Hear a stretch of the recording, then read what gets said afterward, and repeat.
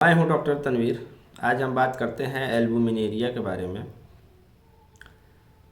Urine में albumin का बहुत अधिक मात्रा में आना, इसी को हम लोग एल्बुमिनेरिया बोलते हैं। अब सवाल ये उठता है कि एल्बुमिन क्या है। एल्बुमिन हमारे रक्त में पाए जाने वाला एक प्रकार का प्रोटीन है जिसका कार्य हमारे मसल्स को बनाना है, टिश्यू को रिपेयर करना है और इन्फेक्शन से लड़ना है। जब एक हेल्दी किडनी होता है जब हेल्दी किडनी होता है तो उसका कार्य क्या होता है कि एल्बुमिन को फिल्टर कर देना। जब अनहेल्दी किडनी हो जाता है तो वो एल्बुमिन को फिल्टर नहीं कर पाता है, इसलिए हमारी यूरिन में वो एल्बुमिन पाया जाता है।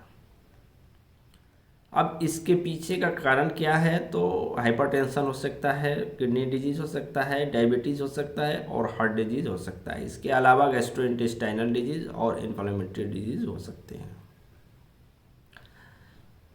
अब इसका सिम्टम्स क्या है, तो सबसे पहला है ये एसिम्टोमेटिक है, कि इसका मतलब ये है कि इसका प्राइमरी स्टेज में आपको लक्षण नहीं मिल सकता है।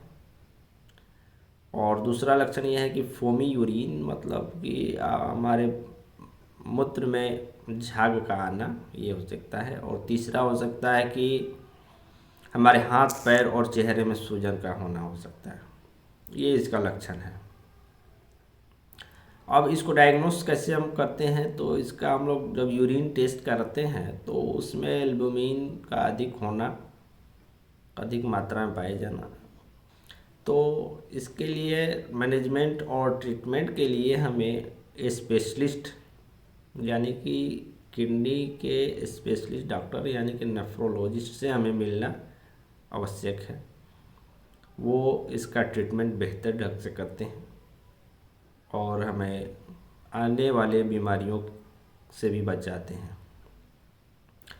इससे आगे चल के किडनी डिजीज़ और हार्ट डिजीज़ हो सकता है, इसलिए स्पेशलिस्ट से दिखाना, प्रोफेशनल से दिखलाना बहुत ज़रूरी है।